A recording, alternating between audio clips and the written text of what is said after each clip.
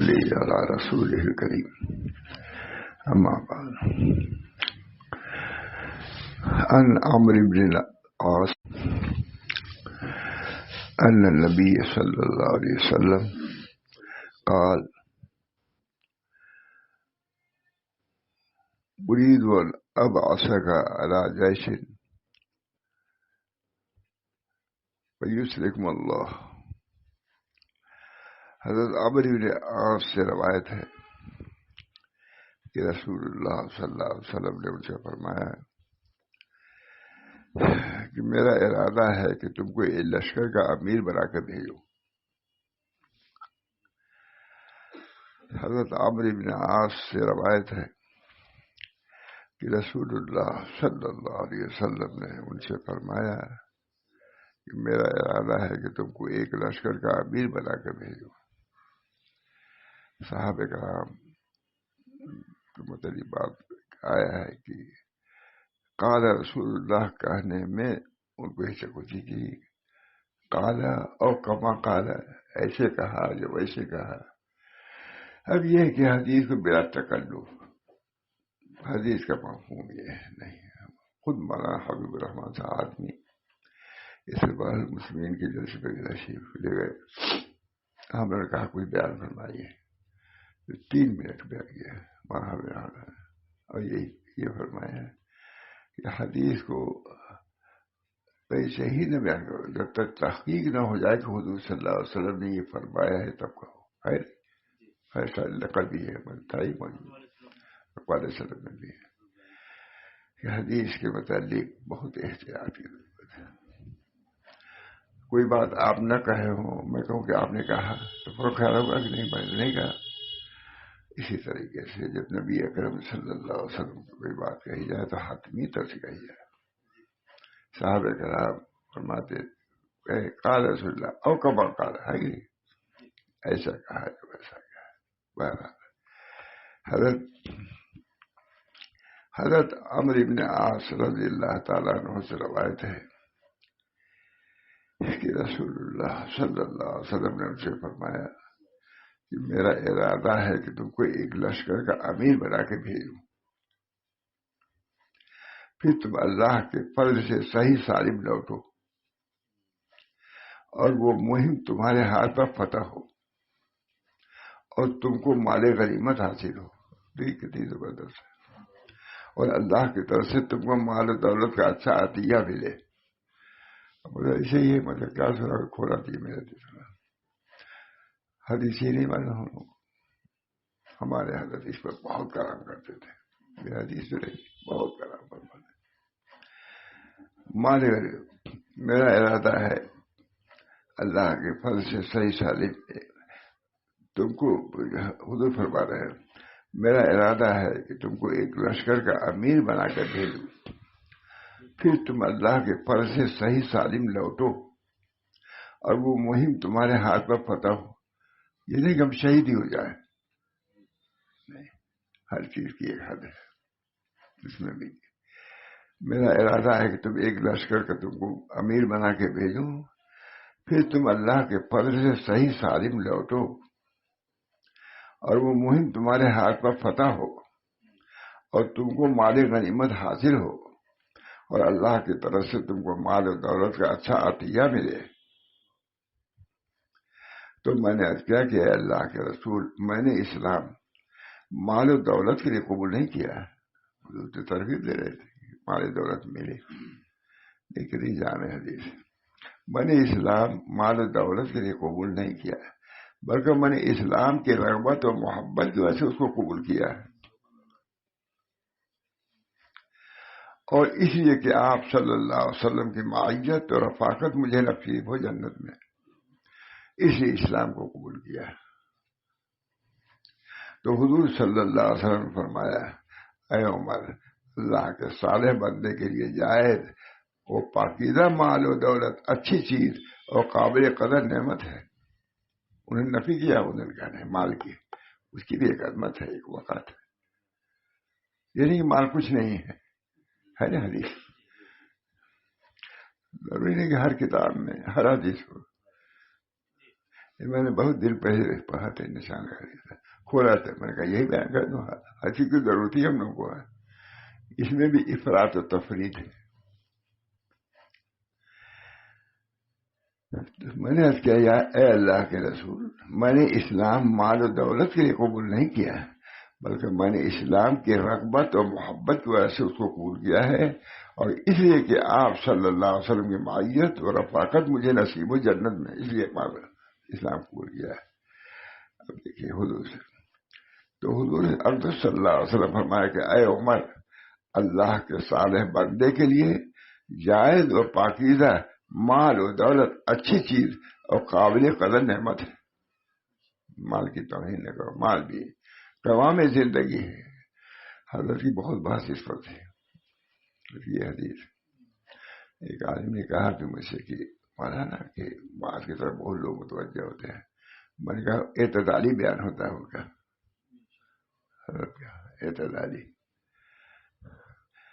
میں فتح پور میں تھا، علی میں آئے تشریف لے گئے تھے، تو حضرت نے بیان کیا دیہات میں، تو خود میں نے سنا علی میں سے کہ اعتدالی بیان میں نے نہیں سنا تھا علی میں،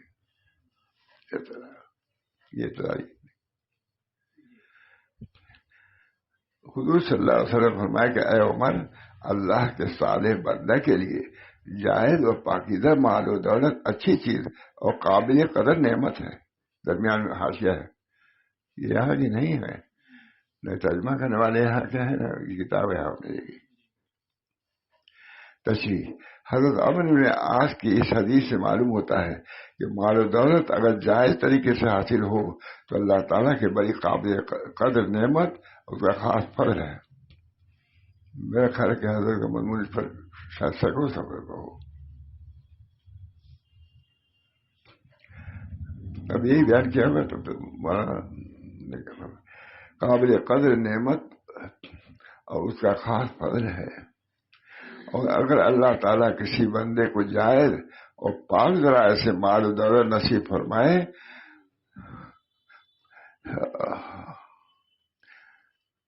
اللہ تعالیٰ کسی بندے کو جائز اور پاک ذرائع سے مال و دولت نصیب فرمائے تو اللہ تعالیٰ کی قابل قدر نعمت اس کا خاص فضل ہے۔ تو اور اگر اللہ تعالیٰ کسی بندے کو جائز اور پاک ذرائع سے مال و دولت نصیب فرمائے اور شکر کی اور صحیح مصارف میں خرچ کرنے کی توفیق ملے تو وہ بھی اللہ تعالیٰ کا خاص فضل اور بڑی قابل قدر نعمت ہے۔ یہ بھی ساتھ مال ملا اور پھر جائز طریقے سے خرچ کیا، آج دیکھیے کتنا مال ہے۔ ہم لوگ تو بس شادی گھر سے نہیں ہے، شادی شہر سے گزر کے یہاں پہنچتے ہیں، شادی شہر جدھر سے جائیے شادی ہے کہ نہیں، ایک سی سب مسلمانوں کی 10 روپیہ مسجد کی نہیں دے سکتے۔ ہم ہی معمول تھے، یہ تھا کہ جو لوگ کو دینا چاہیں یہ کسی نے مقرر کیا ہوگا 2 روپیہ مہینہ دے دیا کرے مدرسے کے لیے، شروع کی بات ہے یہ، لیکن ہے الہ آبادی ہماری ذمہ تھا، حضرت کی طرف سے تھا۔ ایک تو پھر وہ بخش جو تھا وہ بھی چوری ہو گیا، اس میں جو دیتے تھے حضرت فرمایا کہ عجیب وہیں سے گئی ہوگا، فرمایا کہ اس میں کتنا رہا ہوگا، تو میں نے کہا حضرت 300 رہا ہوگا، تو کہا کہ 300 دو ڈبے میں ڈال دو میری طرف سے، سمجھ گیا؟ اس ڈبے میں جس میں تالا بند رہتا تھا، لیکن بکسے لے کے ارے بکسر جو حساب ہے وہ بھی لے کے چلا گیا، الہ آباد کی بات ہے، اور 1-2 روپیہ چندہ دیتے تھے، اب جو بھی صورت رہی ہو، لیکن یہ میں کہہ رہا ہوں کہ وہ بھی چوری ہو گیا، وہیں سے وہی بیٹھے ہوئے تھے، وہی گھر سے جہاں پہ بیٹھتا ہوں۔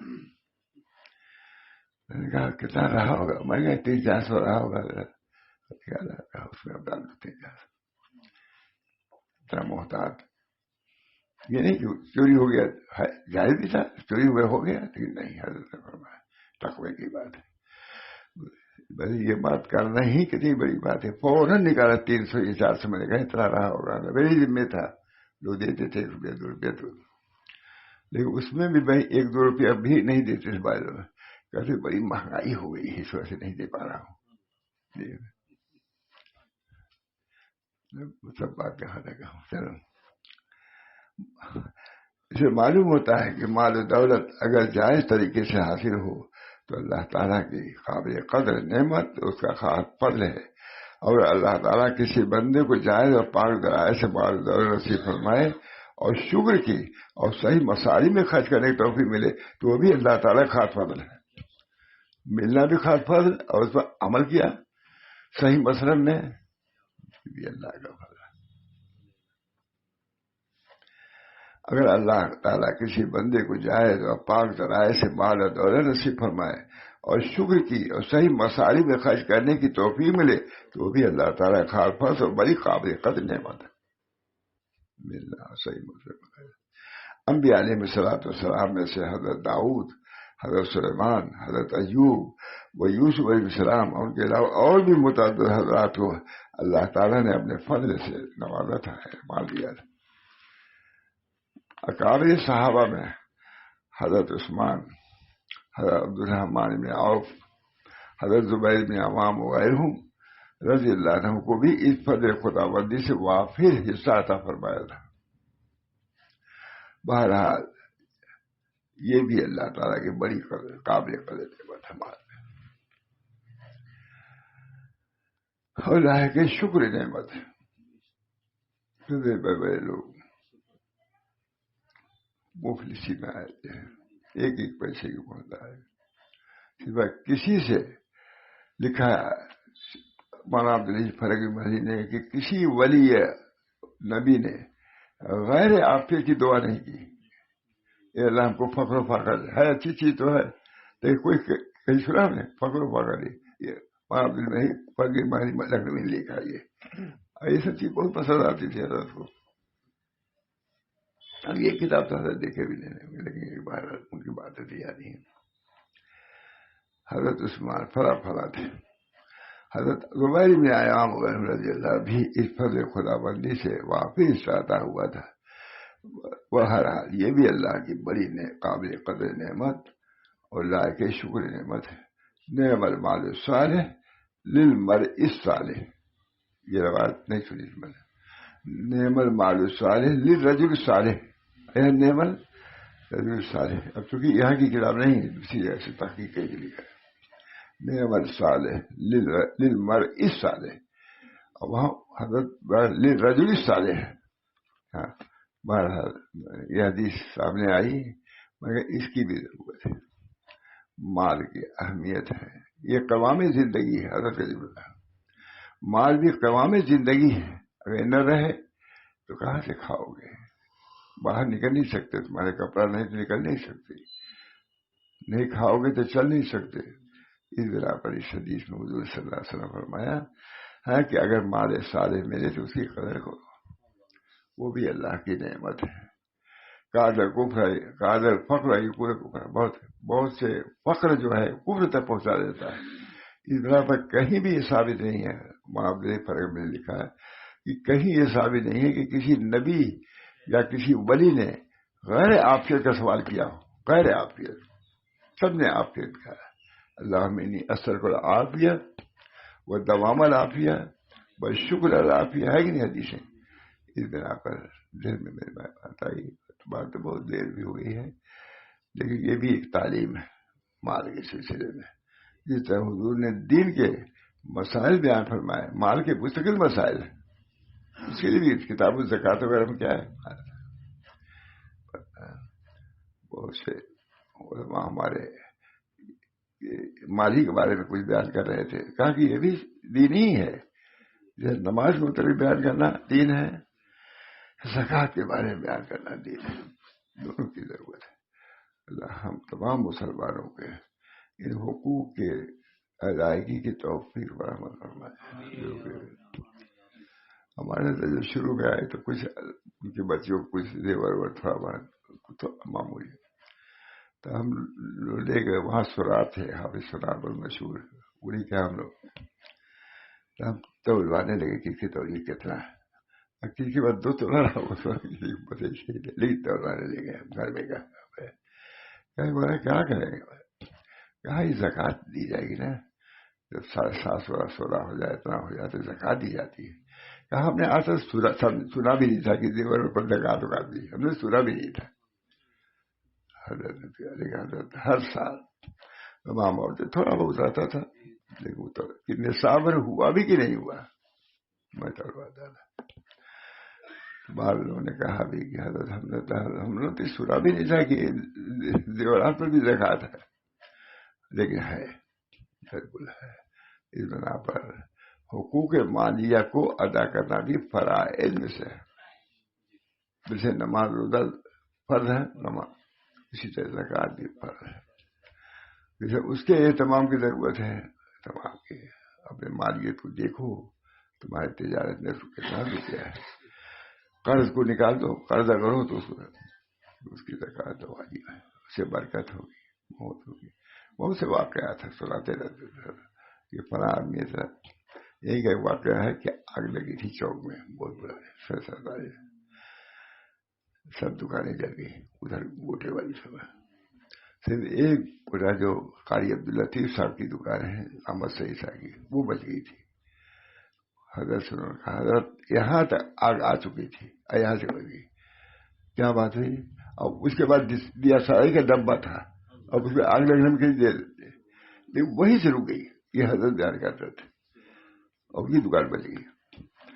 اور وہ مطمئن کھڑے تھے، عبدالرحمان احمد تھے، کہاں ہماری دکان نہیں جلے گی کیونکہ ہم اس کی زکوٰۃ دیتے ہیں. اتنا یقین اس کو بہت سناتے تھے کہ دیکھو غریب دل کی سزا مال کی بھی اللہ حفاظت کرتا ہے. انہوں نے یقین سے کہا کہ ہماری یہاں آگ نہیں آ سکتی کیونکہ ہم زکوٰۃ دیتے ہیں. اس وجہ سے جو نماز روزے کے احکام ہیں، زکوٰۃ کے بھی احکام ہیں، ان کو معلوم کرنا چاہیے. زیورات 7.5 تولا سونا ہو جائے، چاندی ہو جائے، سب معلوم ہے سب کو، تو زکوٰۃ دو، اس سے برکت ہوگی.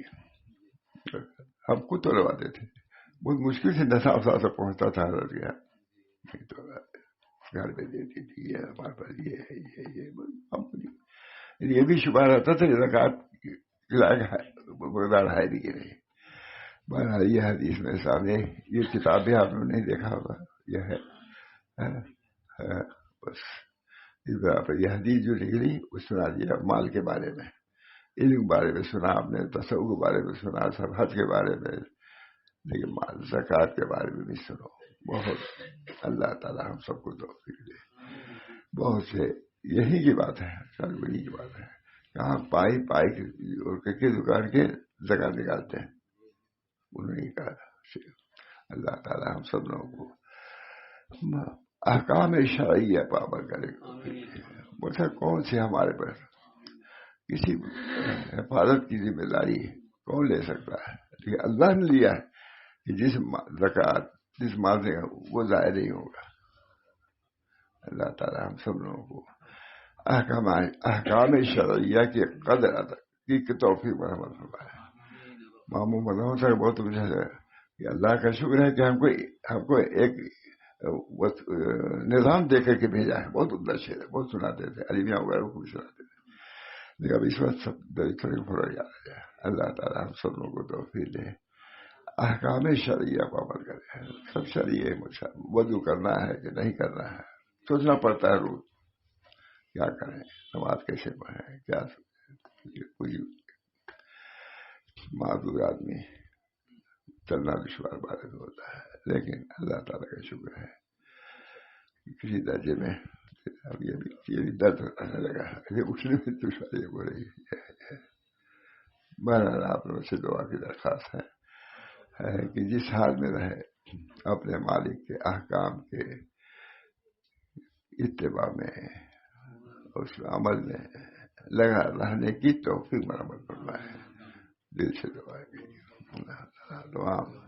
مسلمانوں میں جو آگ لگی ہوئی ہے، فلسطین کا واقعہ ہے، قتل عام ہو چکا ہوا ہے، مسلمانوں کی حفاظت ان کی تو حفاظت ہی ہے، جو شہید ہوگا وہ حفاظت ہے. حفاظت کی بہت سی نوعیت ہے. بہرحال جو ظاہری صورت نہایت خطرناک اندوہناک، اللہ اسے ہم سب کو محفوظ رکھے، ہمارے بال بچوں کو محفوظ رکھے، دین پر قائم دائم رکھے، اللہ کی رضا اور خوشنودی کے ساتھ ہمارا جینا بھی ہو، ہمارا مرنا بھی ہو. ربنا